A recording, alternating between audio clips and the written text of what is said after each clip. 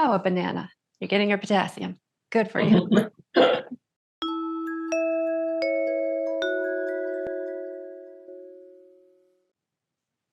Step your feet apart a little so that you have a good solid base. And then sweep your arms up in front of you so that your palms are facing each other, your arms are pretty straight. And then start to lift your right arm up, back, and over. And as you do, allow your body to twist towards the right. And then as you bring it down, back, and around, lift your left arm up, back, and over and twist to the left. And then try that a few times. So you're kind of doing like this backstroke thing as you come into these twists. Just notice how that feels in your body. So you're leading into a twist through your arm movement. And once you've done it a few times in that direction, you can reverse and kind of swim forward. So just see how that lands for you. See if it's a movement that feels good, or maybe it doesn't feel good. You get to decide. There are going to be a few times during practice when I invite you to try this, probably. And another thing you might try is consider how your body feels when you twist. And is there another way that you could allow your arms to lead you into a twist? So right away, I can think of sort of opening up by this sort of bringing your palms together and then widening them into a T. That's something. You might also consider like doing more of an actual swim movement, but try it out for just a minute or so and see, is there a way that your arms would enjoy leading you into a twist? And it might be that they don't, and that's fine too. Might be something much smaller, might be something bigger. So whatever actually works for you, give it a try.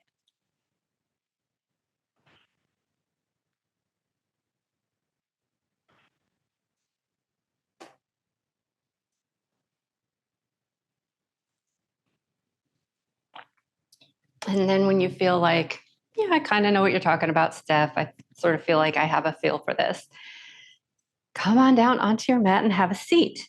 And if you have a cushion or something to sit on, sometimes propping your hips up can make it feel more comfortable when you sit on the ground. And from here, extend your arms out to the side and open through your chest. You might even come into a little back bend, maybe tilt your chin up and look up. And then as you're ready, give yourself a hug. So wrap one arm under, one arm over, round through your back, drop your chin. And you can find some movement here as you're in this kind of version of cat pose with a rounded back. You could seaweed around and just really notice what's going on in your back, what's going on in your neck. And then as you're ready, you can open your arms, come back into a little back bend if that feels good. And this time, bring the opposite arm on top. Give yourself a hug, move around a little.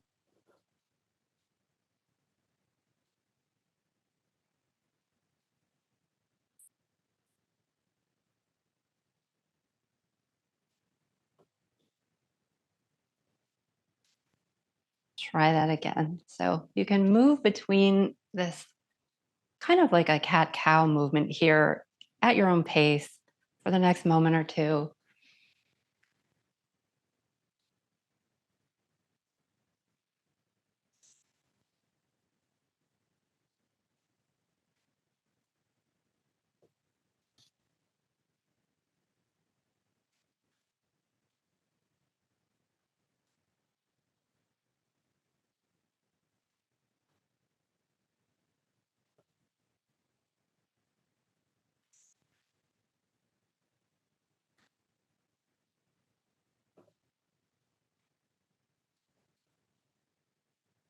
And when you're ready, come back to center. Maybe roll your shoulders around a few times and just see how that landed for you. And as you're ready, we're going to try some twists here. And so think back to when we were standing and trying out this movement. and whatever other movements you tried, decide for yourself which you would like to try. So maybe you bring your arms in front of you and sweep one arm up, around, and back, allowing your body to twist. Or maybe you explore some of the other movements that you tried, but begin moving pretty slowly, I would say, twisting from side to side, holding it as long as you like.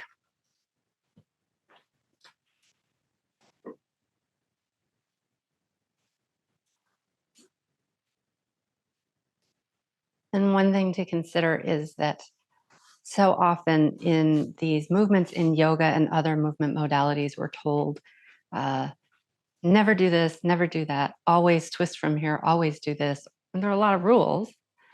And a lot of these rules are something you could term alignment. And many of them don't actually have any purpose other than to sometimes allow us to feel more here and less there.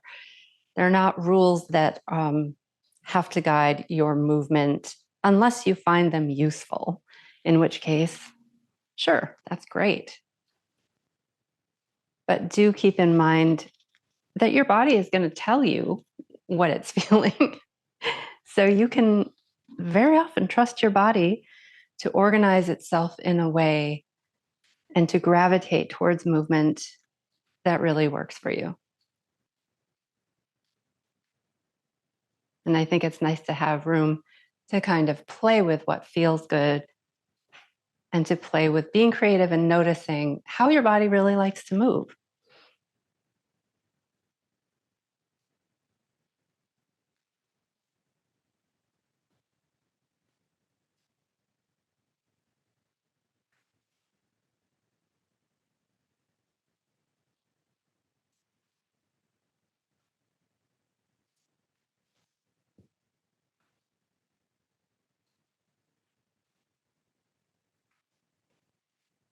And once you feel like that's complete, you could come back to center.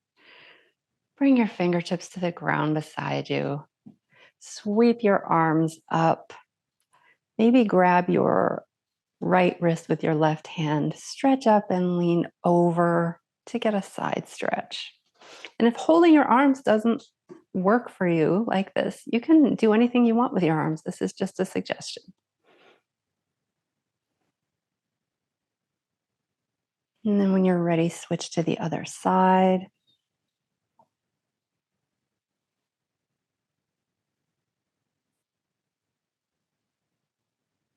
Come back to center and then try those side bends using your arms in any way you like. And you might also bring in some other movement. So it doesn't have to be keeping your chest open like we often do. You might kind of go back and forth between closing your chest, coming into a little twist, and then opening it, maybe finding a little back bend. And your transition to the other side can look like anything at all.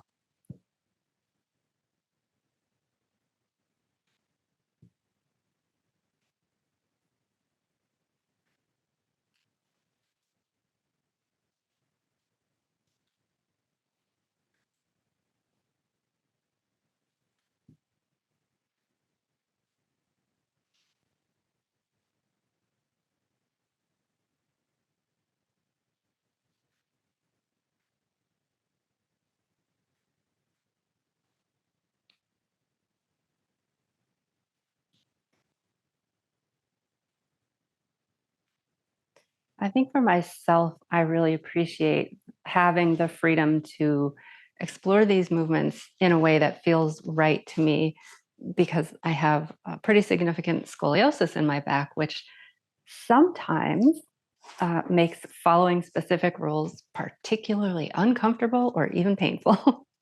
So um, when I give myself the freedom to drop someone else's alignment and really explore what feels best for me, I'm more likely to move. I'm more likely to do things that I know are good for me.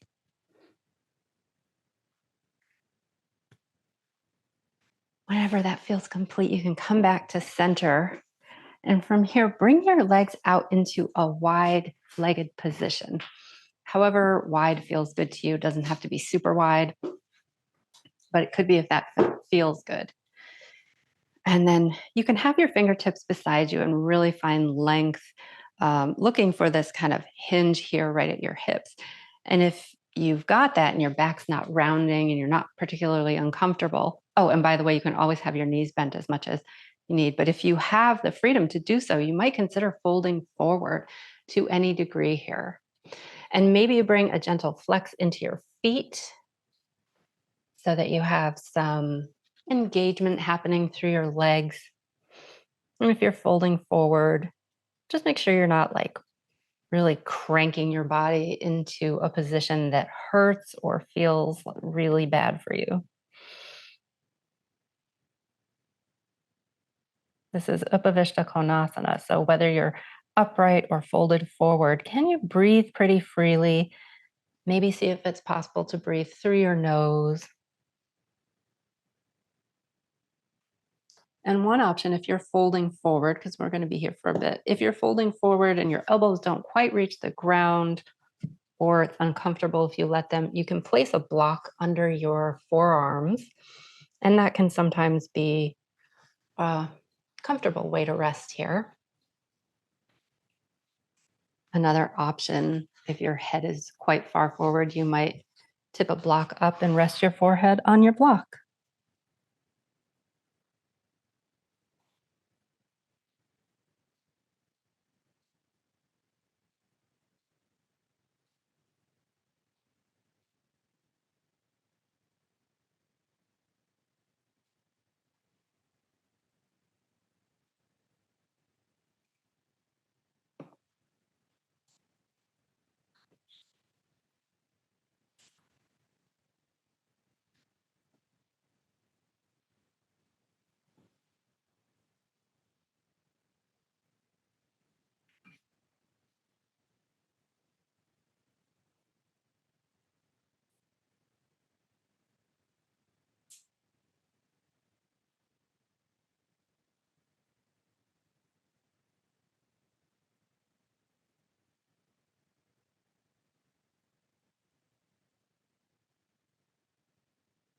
As you're ready, bring yourself back upright if you're folded forward.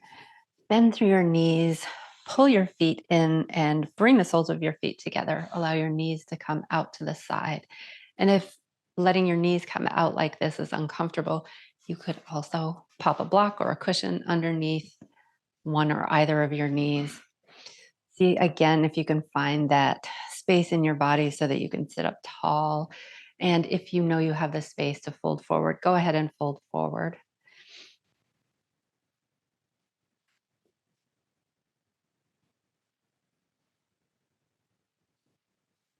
So this is Baddha Konasana or bound angle pose, sometimes called cobbler's pose. Notice what it feels like for you. And see if you can press your feet together with a little bit of activation in your legs. So pressing the soles of your feet together. Notice, does that make the posture feel any different?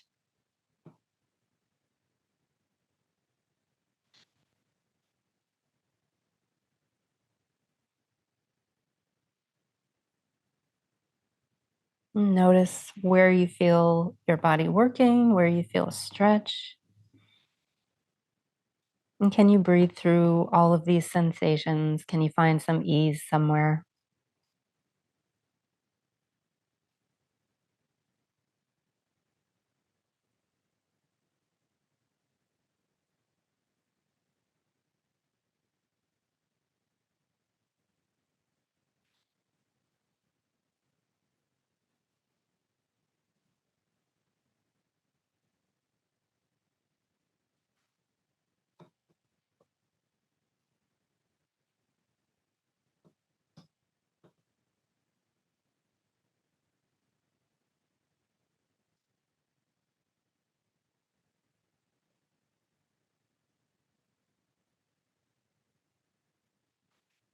As you're ready, bring yourself back up if you're not already there. Bring your knees together.